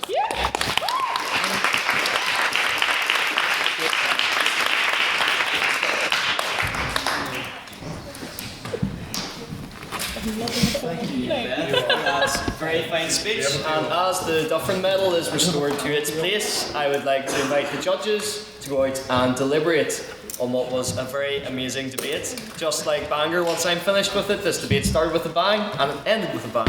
So congratulations to all of our speakers. Could we see the info slide again, please? We can. Becker, if you'd like to. Because what happened, me and Ashley did the same thing. So while our judges deliberate, I will open the floor to questions from the House. So this is your chance as members of the House to pose questions to the proposition and the opposition, perhaps something you feel wasn't touched on during the debate, or a point that you would like them to elaborate on. So we will start with Josh. For the proposition, I had a question about the idea of, there's this idea of either should we or shouldn't we. I like the idea of do we deserve, so we have God, our spooky, incompetent father figure who has been absent for 2,000 years and delinquent on his. And I say he because God is obviously he, in the words of George Carlin. No one would ever fuck this up this bad. I'll pay the court. Yes. So now, after 2,000 years since he, accidentally stabbed his son, now is the time to do it. Why now is it going to be different? Why now, after thousands of years of massive script? Why now? Okay, someone from the proposition to respond. Yeah, why now after massive years and massive scripts? It is arguably just gotten worse and worse as we've gone on. Like, sure, there was wars in the past, and sure, all the Bible stuff that I really don't know. I'm so sorry. There has been instances of violence and terrible stuff in the past, but like the scale of which it's gotten to is insane now. We have an inherent system that is adopted by most governments of capitalism where your country just exploits a smaller country with way more people and makes them all terribly sad so you can live a midlife. And then that's just insane levels of scale. Like you're talking like 3 billion people enjoying their lives to 7 billion people having a terrible, terrible time. So I think now is probably a good place to start, considering also the humans have found nuclear weapons, and I, as God, I should probably take them out before they take themselves out. Thank you, EJ. Someone from the opposition to respond. Yeah, it's wonderful to return back to chamber style. With regards to your question, I led in my speech by saying that the option to start over has been firmly ruled out. Well, from a Judeo-Christian perspective, I apologise, is firmly ruled out by the promise that. Why do you know? By the promise that God would never again. So. Thank you, Eóin. Yes, Elliot. So that old adage about the placement of commas being the difference between "let's eat granny" and "let's eat granny." Do you see how it says God is a real, all-powerful being who, no comma, created the universe for the purposes of this debate? Yeah. That means that God created the universe for the purposes of this debate. Well, that is one that the judges will be considering at the moment as they decide who has won this Dufferin competition. Can I comment on this? Yes, It doesn't Beth. matter what the motion actually means, it matters what the motion was debated for. And if you get left behind as opening government, you get left behind as opening government. Been there, done that, but such to you, I guess. Do I have any other questions for the proposition from the House? Yes, Matthew. Eóin. No, the proposition. Oh, that's sick. Well, we'll go to the opposition. Yes, go on ahead. Eóin. Little Republican Eóin. Have you seen the correlation between your arguments of sort of sacrificing to rebuild and Patrick Pearse and his thoughts of dying for Ireland? I was just wondering, was that deliberate or did you realise you were doing that? Eóin? No, when I was downstairs there were many things I was thinking about. The heroic sacrifice of of Republican dead at Easter, their brave sacrifices for our country. Your country? Like, you're my country now, man.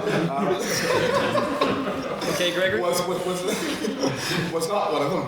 But the points I was making were entirely out of chaos, entirely out of fear, and entirely out of the relief of. Because I assumed that whenever God was mentioned in the slide, I was assuming I was going to have to argue like an anti-religious argument. I don't know how you respond to the question, like. Yeah, I was about to be like, this is not a jerk off fest that I can intrude on. No. It's just a very Eóin question, a very spread question that I feel like I do not want to intrude on. It's a lovely moment for you two. Yeah, that I really don't want Our response be touch. cool. Cool. Thanks. Sick man. Thank you for whatever that was. Do we have any other questions for the proposition or the opposition in the House? You're uncharacteristically all quite quiet. Yes, Chloe.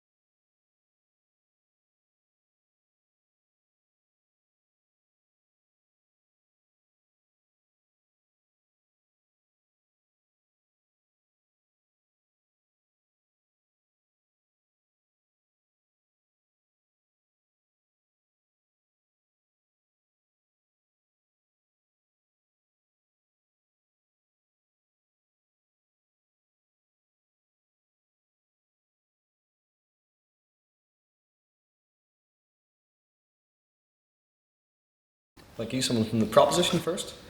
While I respect the point, I don't necessarily believe that humans ontologically, they don't need to have free will. I mean, there are people at this table who don't believe we have free will. Ash.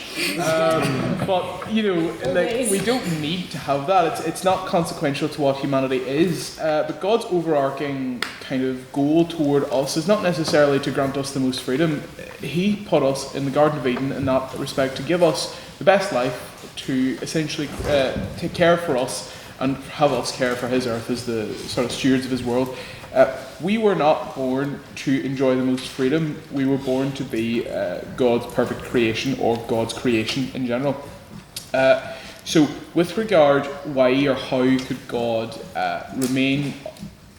how could God still create humans without free will? I don't necessarily think those two things are a mutually exclusive concept. I also think that God, as an all-powerful being, has the ability to strip, not necessarily totally free will, but certainly, the first man to ever pick up a stone and bash someone's head in, I think he can kind of go, let's stop that right there. I think that there's a way that he can eliminate some aspects of free will while still allowing people to enjoy the lion's share of choice.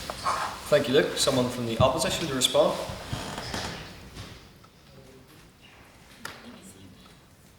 David, yes?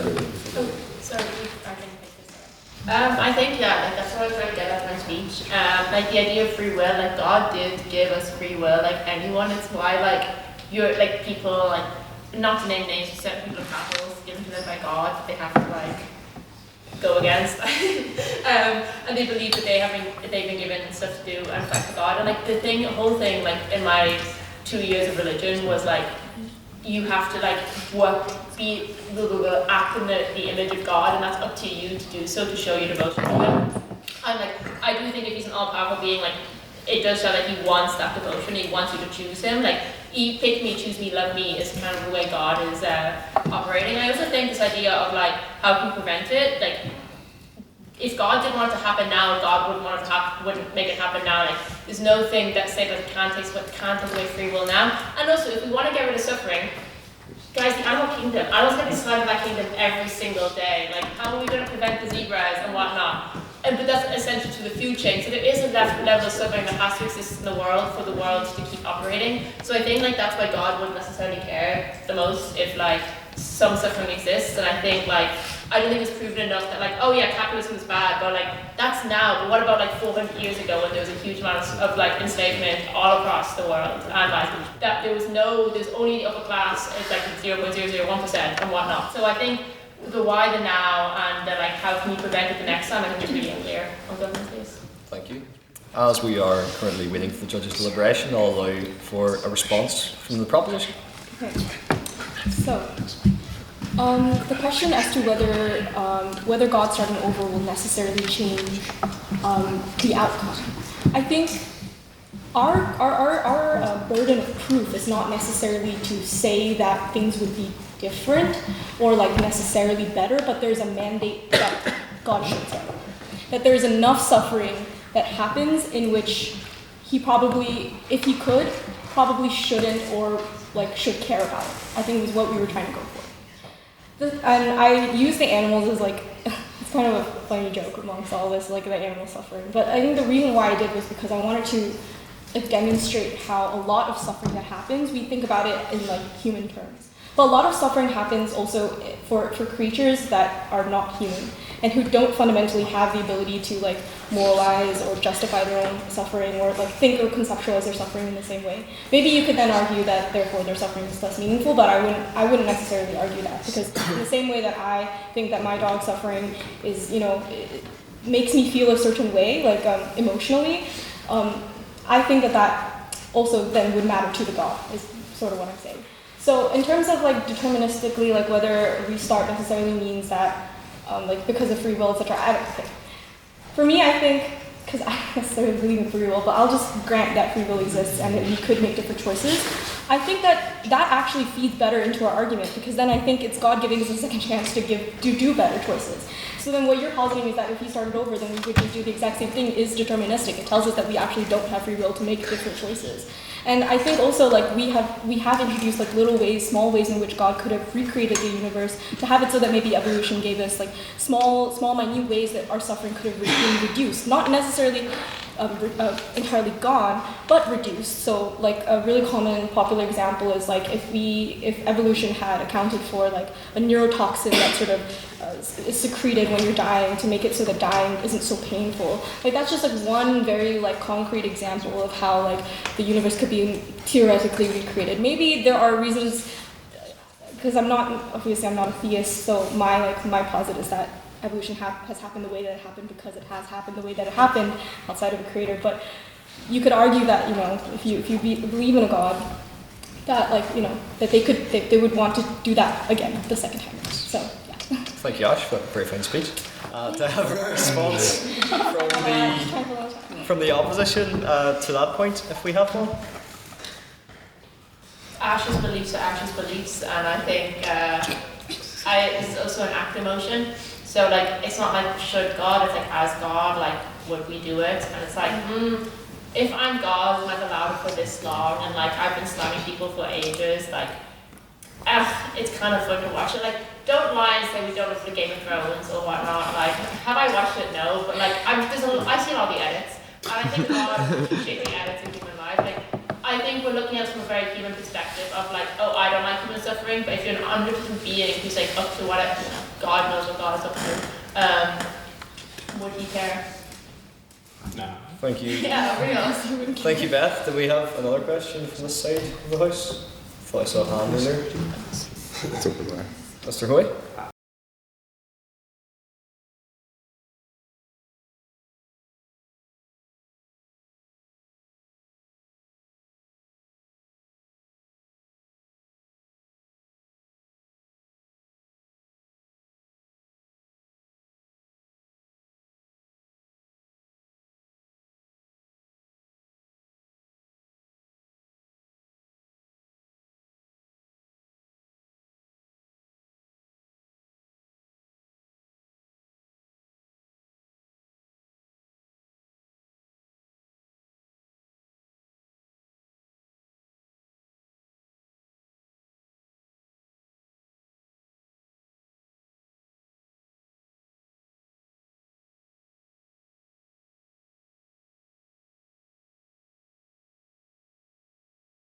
Yeah, and it just goes to show that we're all right, that Earth very much is the centre of the universe. Yes, Luke? Right. Okay. Here's the thing, right? What Elliot said actually makes a lot of sense in that the violinist argument is a trap that quite a lot of teams have certainly danced around today.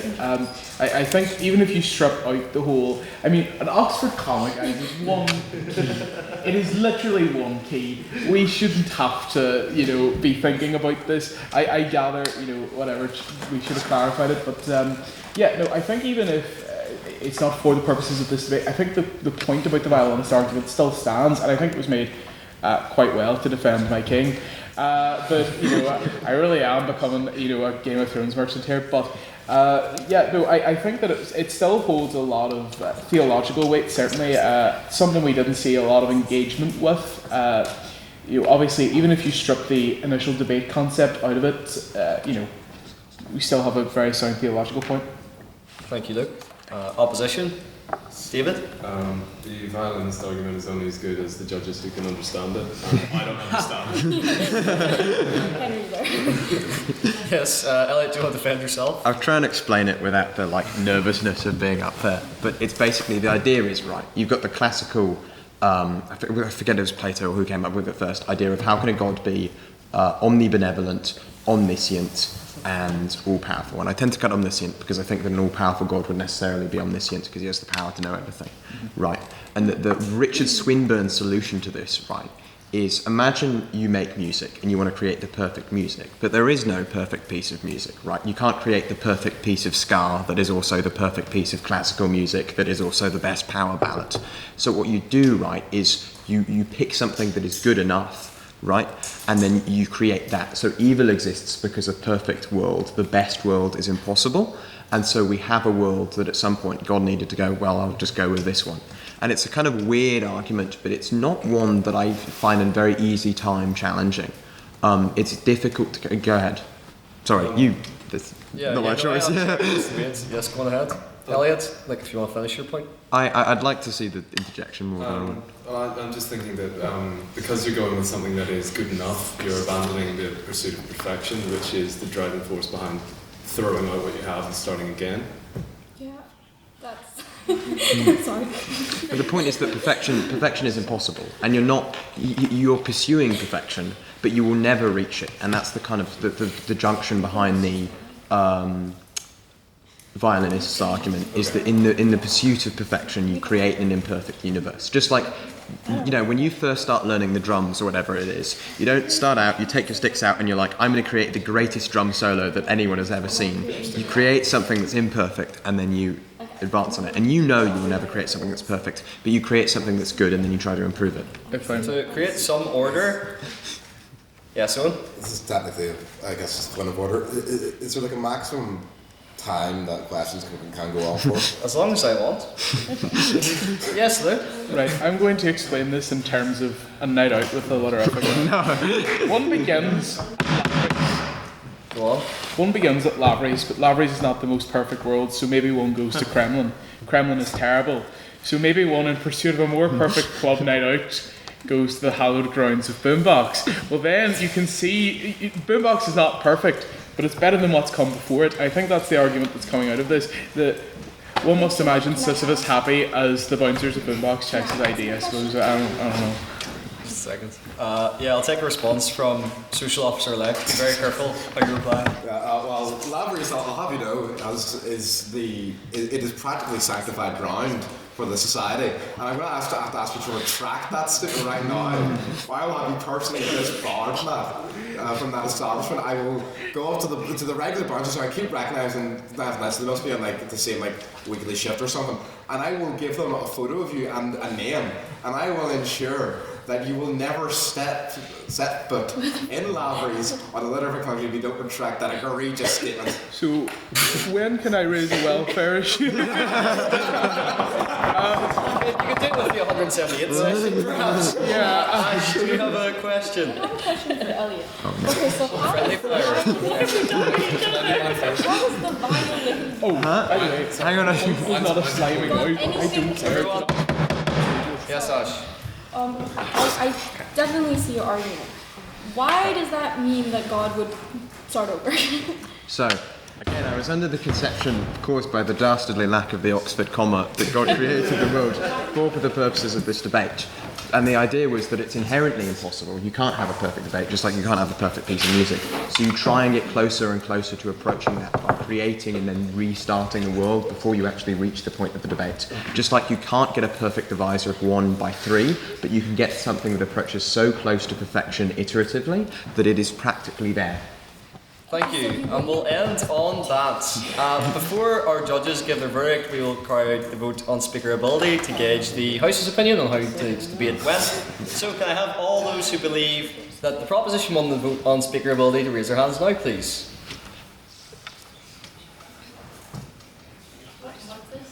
Speaker ability. You can vote for yourselves as well, by the way. Oh, wait, you get your hand. No back. Didn't listen.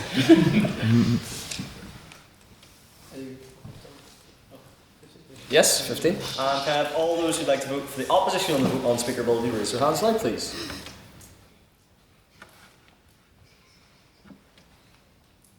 Yes, and finally, can I have all those who wish to abstain on the vote on speaker ability raise their hands now, please? Yes, Mr. Secretary, can I have the results from the vote on speaker ability, please? Yes, with 15 votes for the proposition, 7 votes in the opposition, and 7 abstentions, the proposition carries and the motion passes.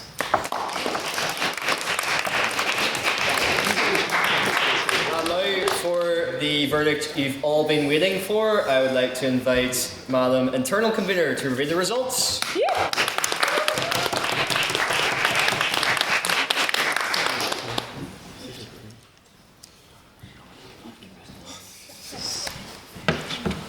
Hi everyone, so that was an absolutely excellent debate. The standard was really high, it was really fun to watch, and it was a really hard decision to make judging wise. So I hope everyone had loads of fun. But I'll get right into it because I hate when people hammer on about this kind of thing. I'm always sitting there like, give me the result, give me the result.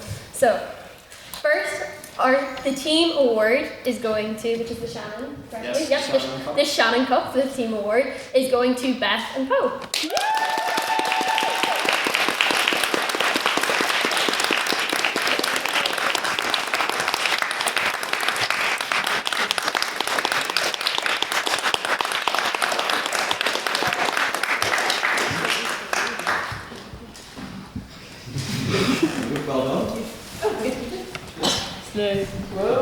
So now for the individual award, the Dufferin Award for Best Speaker, that is going to Ash. Yeah.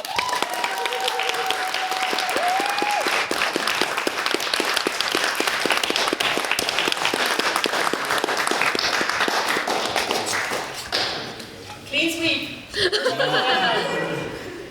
It's almost like God knew.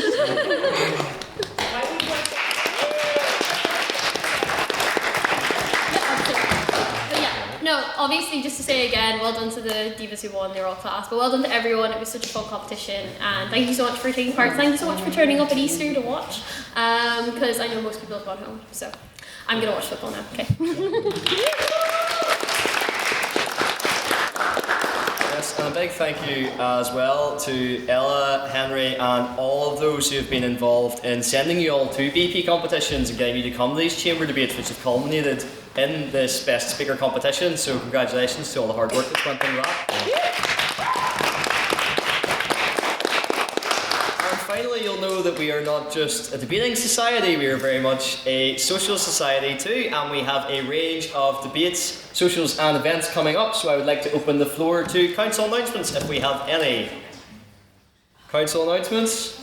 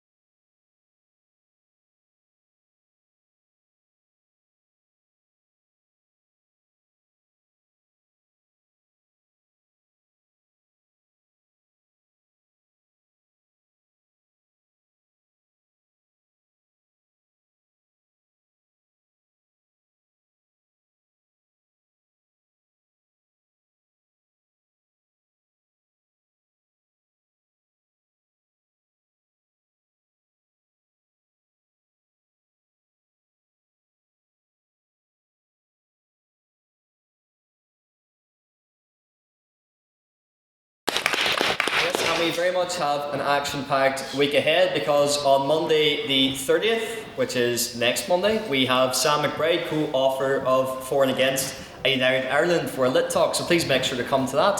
On the topic of Vice President and Events Officer roles, we also have an upcoming EGM which will be held on the 9th of April.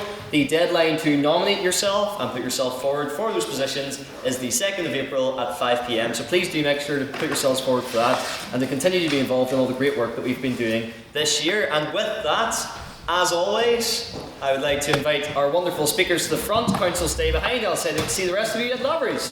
Meeting adjourned.